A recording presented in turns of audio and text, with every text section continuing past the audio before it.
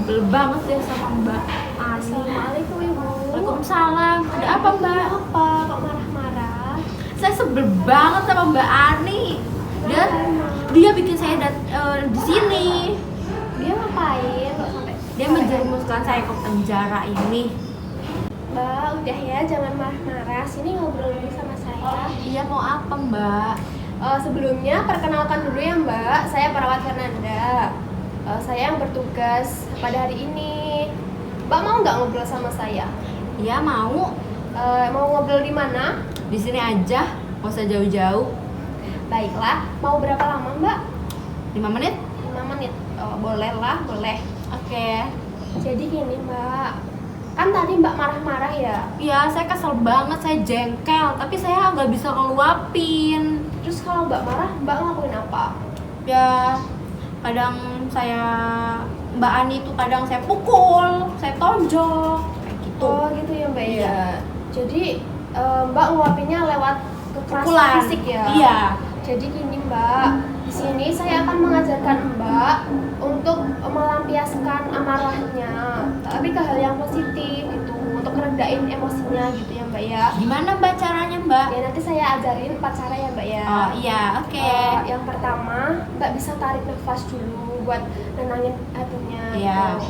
Mbak bisa dicoba dulu untuk tarik nafasnya. Silahkan tarik nafas. Tarik nafas dari hidung ya? Iya, dari hidung nanti dikeluarin lewat mulut ya Mbak.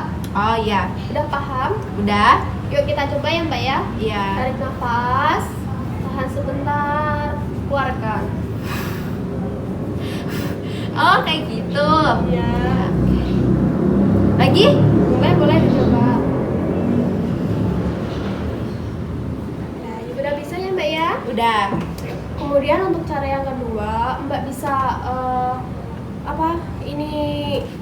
pukul-pukul bantal ya Mbak ya, atau benda-benda yang empuk. Jadi biar emosinya terluapkan. Kalau pukul orang gimana? Nggak boleh, nanti kan sakitnya di Mbak sama di orangnya, kan merugikan kedua belah pihak gitu. Iya. Kalau gitu silahkan dicoba Mbak buat nguapin emosi. Berarti kalau kesel pukul bantal? Iya boleh. Sampai ngerasa puas? Iya sampai puas. Udah puas Mbak? Udah. Gimana perasaannya? Perasaannya menjadi lebih tenang. Cuma masih ngerasa jengkel banget sama Mbak Ani yang bawa saya ke sini. Ya, Tempat kalau- seperti penjara. Ya sabar ya Mbak ya. Nanti saya kasih untuk step yang selanjutnya. Ya, Nanti saya kesini lagi buat ngasih obat ke Mbak gitu. obat buat apa? Buat biar hati Mbak tenang, biar gak jengkel lagi sama Mbak Ani gitu. Oh, gitu. Mbak mau kan? Ya, Mau di mana nanti? di sini aja. Jam berapa Mbak? Jam 8. Jam 8 pagi ya Mbak ya? Iya. Baiklah kalau gitu saya pamit dulu ya Mbak. Iya. Nanti tip-tip yang saya ajarkan tadi bisa dipraktekkan sendiri gitu kalau Mbak lagi emosi. Oke. Baiklah saya pamit ya Mbak ya. Iya. Assalamualaikum. Waalaikumsalam. Assalamualaikum Mbak Esti. Waalaikumsalam, Mbak. Masih ingat dengan saya? Mbak Nanda. Iya. Begini Mbak, sesuai kontrak kita yang kemarin, saya kesini lagi buat ngasih obat ke Mbak. Bentar ya Mbak. Ini dia obatnya. Ini namanya antidepresan. Ini tuh manfaatnya nanti biar Mbak Hesti tuh tenang, nggak emosi lagi, biar emosinya terkontrol gitu. Ini efek sampingnya nanti Mbak itu ngantuk gitu. Jadi nanti Mbak bisa istirahat. Jadi kan nggak kebawa suasana emosi terus, nggak nyakitin diri sendiri apalagi orang lain gitu ya Mbak ya. Ini nanti diminum 3 kali sehari ya Mbak ya. Mbak tahu ini warna apa? Warna kuning. Iya warna kuning gitu ya Mbak. Gimana Mbak? Apakah Mbak sudah paham? Udah paham, obatnya diminum 3 kali sehari. Terus itu efeknya bikin ngantuk. Kalau kita ngantuk ya istirahat. Iya baik. Mbak mau kan? Iya, saya Ini minum. nanti diminum habis makan ya Mbak ya. Ya, habis ini saya makan kok. Baiklah ini silakan Mbak. Ya, Baiklah kalau gitu besok saya akan kesini lagi Mbak. mau ngapain lagi, Mbak? Ya, saya akan mengajarkan step yang ketiga. Kan kemarin saya bilang ada 4 step ya Mbak ya. Banyak banget. Kan Saya udah biar mulai capek. biar mbaknya itu tenang gitu loh, biar bisa Saya terus-terus ngontrol merasa emosinya. jengkel, Mbak. Makanya mbak nanti saya ajarin sampai jengkel mbak itu hilang gitu ya mbak ya. Oke deh. Gimana, mbak mau nggak? Ya, besok mau ngapain lagi? Nanti besok kita akan berbincang-bincang gitu. Saya akan mengajarkan komunikasi ke mbak. Gimana, mbak mau? Ya boleh deh. Besok mau di mana?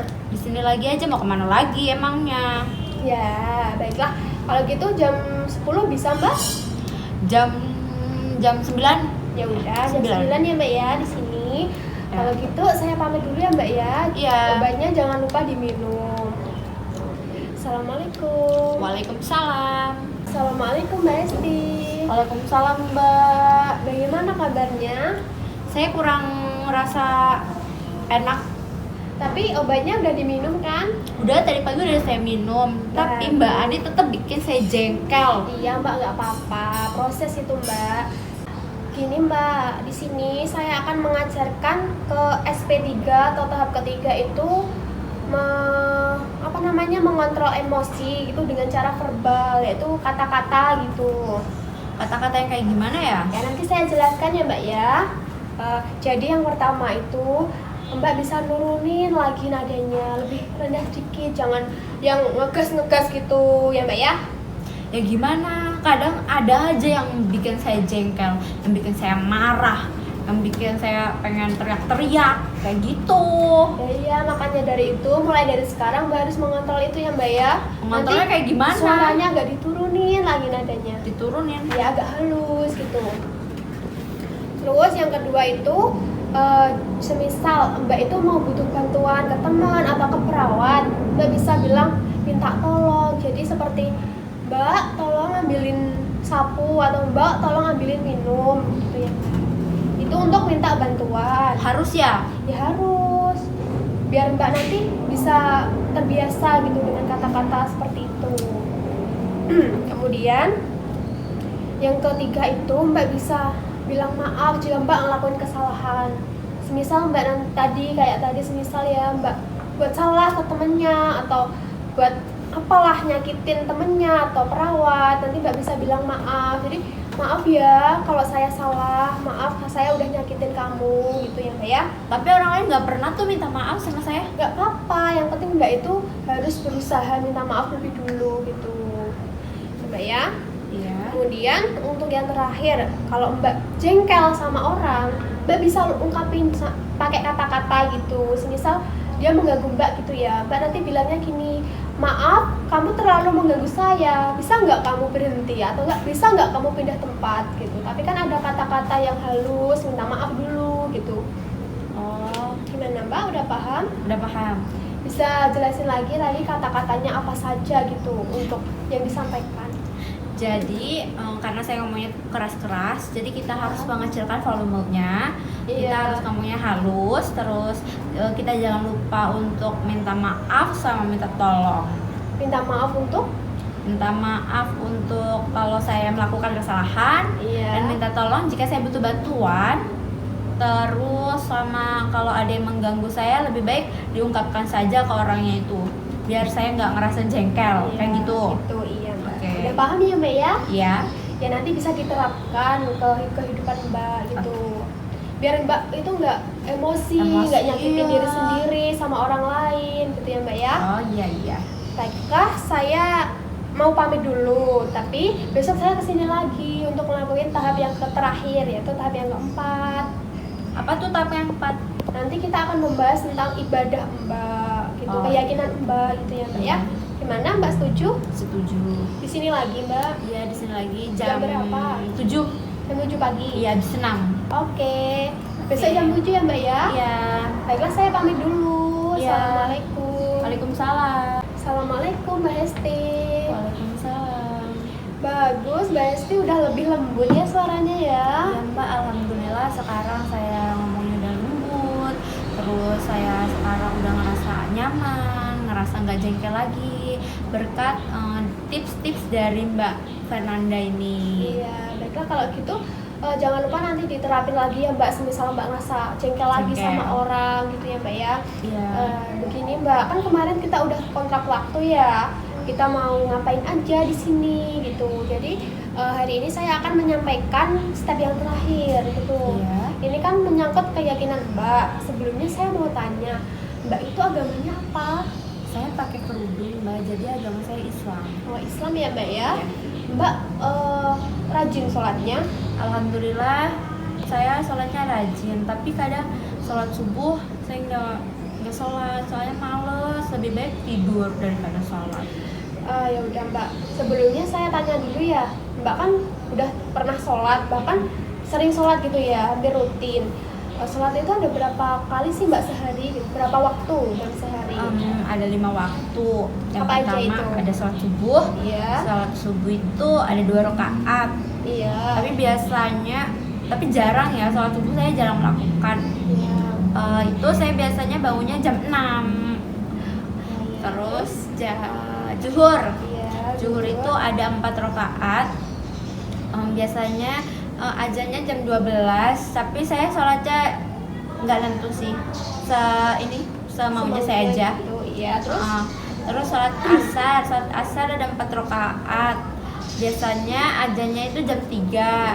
Tapi saya sholatnya kadang jam 5 sambil mandi sore kayak gitu, Iya. Mbak. Terus? Habis itu ada sholat maghrib. Sholat maghrib 4 rakaat. 3 rakaat. Iya. 3 rakaat.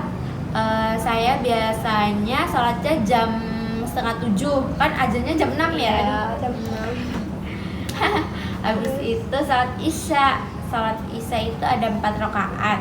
Saya biasanya kalau mau tidur baru sholat. Gini ya Mbak, saya jelasin lagi untuk tata cara sholatnya. Tadi agak ada yang salah Ya, gitu ya. lupa. Iya, nggak apa-apa. Jadi untuk sholat subuh itu kan jam 4 ya Mbak ya. Iya. Jamnya itu kalau bisa tepat waktu dalam pelaksanaan sholat gitu ya. Pagi-pagi tuh enaknya tidur, Mbak. Iya, Males Mbak. banget kan. Iya, saya tahu Mbak. Mbak itu Kadang kayak enaknya lagi tidur kayak ngerasa diganggu gitu. Iya, tapi lebih baiknya kan Mbak melakukan itu kan kewajiban bagi umat Islam ya Mbak ya. Iya. Mbak kan Islam tadi. Iya, bilangnya. Islam. Ya terus untuk sholat zuhur itu kan jam 12 azannya ya Mbak ya. Kalau Iya. bisa juga tepat waktu. Karena kalau gimana ya, sholat itu kan harus tepat waktu ya. Kalau terakhir-terakhir itu kayak pahalanya kurang gitu loh. Iya, kadang saya tuh kalau habis azan gitu ya, Iya. males mau sholatnya. Nanti Itu namanya juga belum. godaan ya Mbak ya. Iya, kalau bisa nanti dirutinin ya Mbak ya, Dirutinin. tepat waktu gitu. Iya, iya. Terus nanti kalau sholat asar itu waktunya jam 3. 3. Terus sholat maghrib itu jam 6 dan sholat isya itu jam 7 ya Mbak ya. Untuk rokaatnya tadi sudah betul. Begitu ya Mbak ya untuk pelaksanaan sholatnya. Sudah paham kan Mbak? Sudah. Nanti diterapin ya Mbak, harus tepat waktu gitu. Tepat waktu. Oke. Terus Mbak itu sering ngikutin pengajian enggak sih Mbak? Saya sering datang ke acara pengajian. Soalnya banyak makanan, Mbak. Habis itu kalau habis pengajian, saya tuh merasa hati saya tenang, Adem, damai. Iya. Kayak gitu. Kalau gitu dirutinin ya Mbak ya. Mbak udah tahu tempat pengajiannya? Iya, di sana, Mbak. Iya. Oke. Baiklah ya Mbak ya, untuk selanjutnya saya akan menanyakan tentang pengalaman Mbak mengaji gitu. Mbak pernah ngaji kitab kan, ngaji Al-Qur'an Kalau untuk ngaji, saya sering. sampai sekarang? Sampai sekarang saya masih ngaji. Ya, alhamdulillah. Iya. Berarti Mbak bisa ya untuk dibaca Al-Qur'an ya? Bisa. Ya udah, nanti dirutinin ya Mbak. Di sana juga ada tempat untuk belajar ngaji gitu. Mbak bisa nanti main-main ke sana. Misal bacaannya belum fasih, nanti Mbak bisa ke sana ya Mbak ya. Iya. Jadi gitu ya Mbak ya. Nanti semisal Mbak merasa jengkel, merasa kesel, marah sama orang, Mbak bisa lakuin step-step yang sudah saya ajarkan. Gitu ya Mbak ya.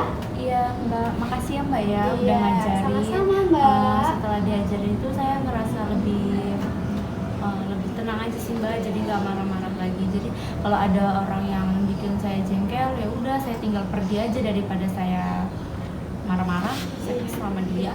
Iya Mbak. Gitu ya Mbak ya. Iya. Terima kasih ya Mbak atas waktunya. Semoga Iya. kedepannya jadi yang lebih baik lagi gitu. Iya, Mbak.